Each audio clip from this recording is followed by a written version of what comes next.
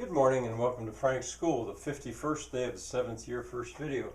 The making of resurrection, Act 3. I'm going to just rough it out here. I'm ready to now go on to Act 3. Just a reminder, this is a wordless movie. It has a didactic purpose, but it's encased in a narrative of well, it's getting to be, there'll be about 9 major characters. These characters are based on various gods and goddesses, although, you know, by now that would not be, it would not be that apparent because they are so human in their qualities. Well, anyway, that's what's going on. And I'm very much interested in trying to construct a soundtrack.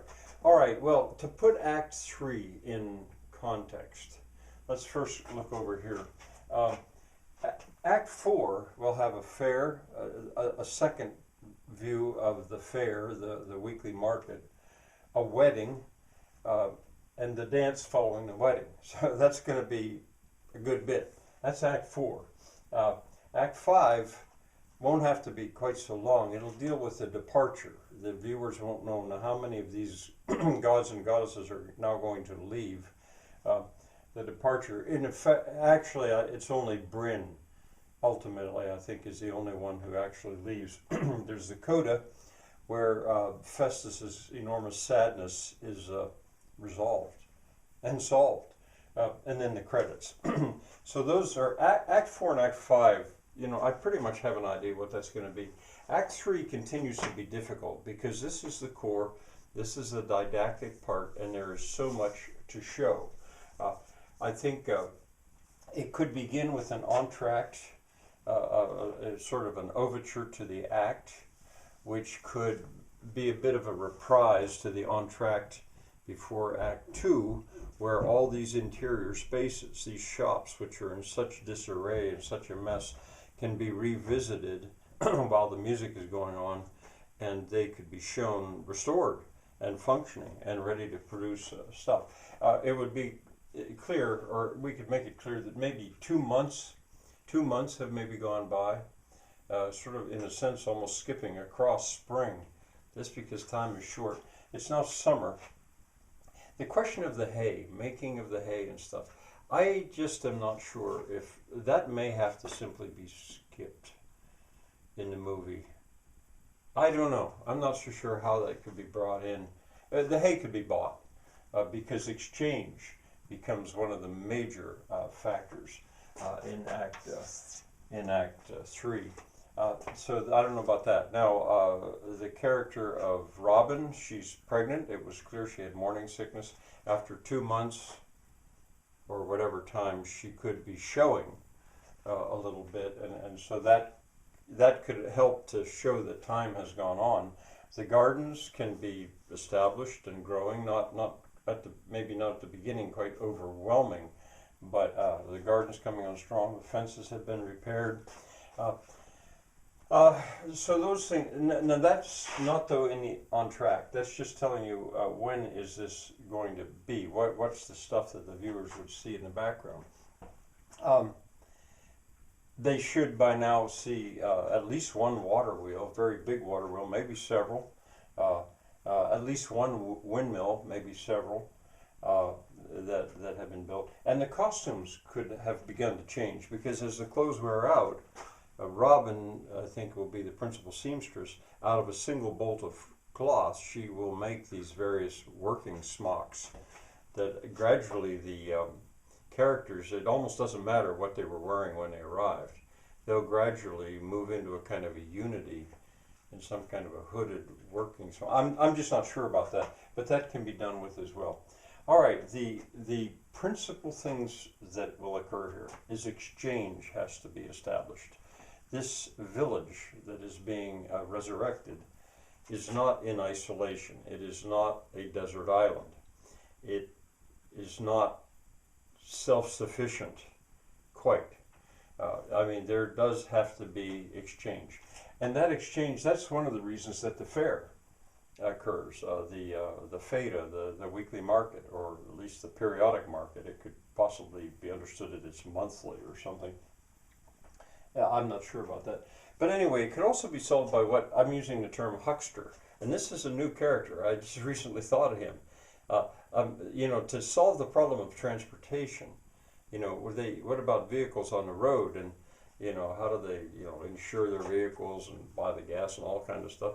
Well, that's solved by the fact that a huckster comes through, maybe driving some kind of a pickup truck or something.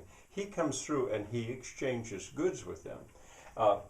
This is going to be a new character. It occurred to me that it could be a cameo appearance of Pope Francis.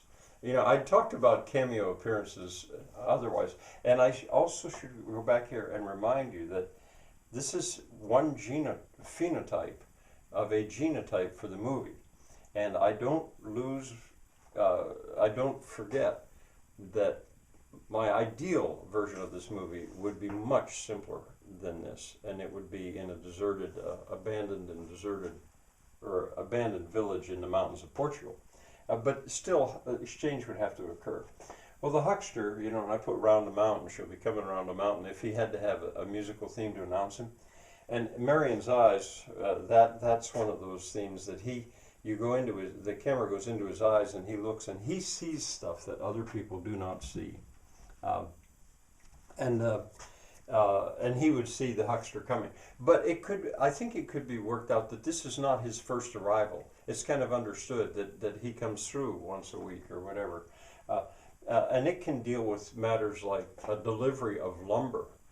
Building all these huts will take a lot of lumber. Boards, rough sawn lumber from a sawmill. And that's how I do it. And so anyway, he would come through. And also the fare.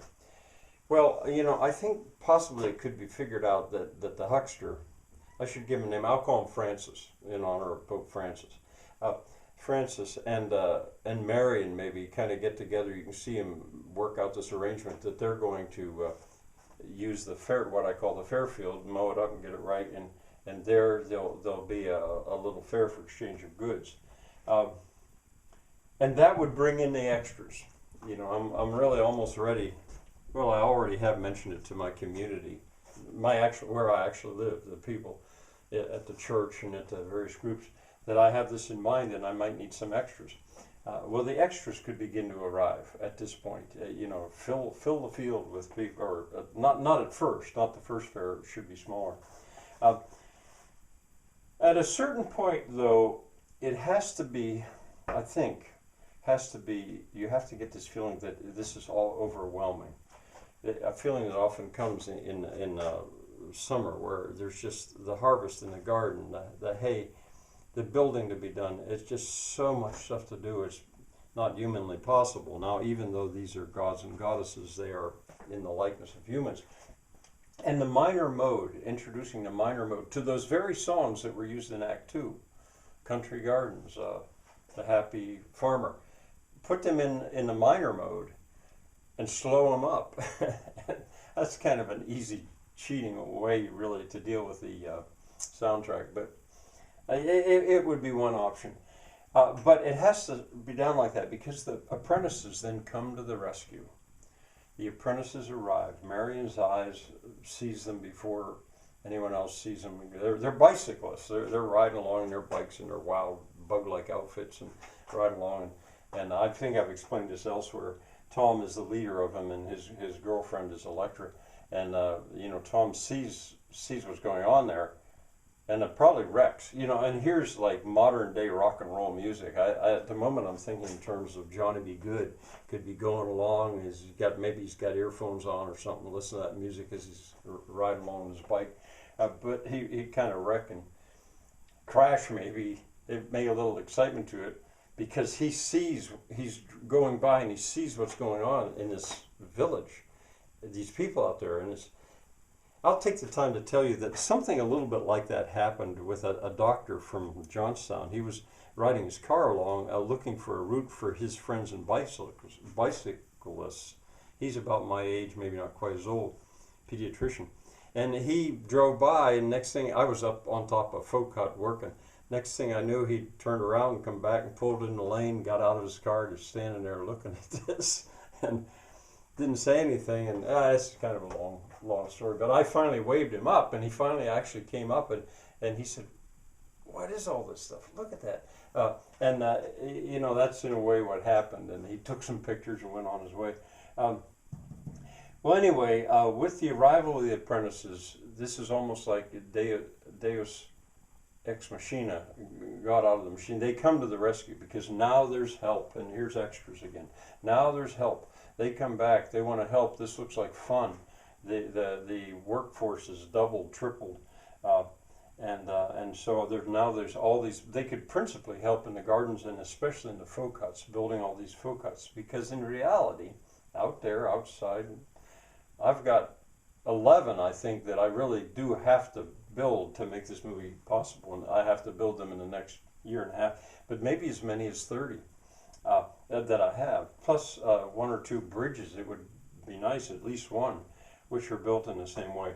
All right, now finally, how to bring this to a conclusion? Well, I thought, you know, to remind the viewers that simplicity, voluntary simplicity, is behind almost all of this. What do they do in the evenings if they don't have movies, if they don't have television? You know, what do you do in your evenings? How do you spend your time? Well, chess, checkers, cards, puzzles. Those are things people used to do. And with the puzzles, I think of various things that are broken, especially fire brick. I've got broken pieces of fire brick that I didn't throw out, and they could be pieced back together. Anyway, that could be kind of the scene to bring Act 3 to a conclusion. I'll probably revisit this act, but there it is, roughed out. Bye.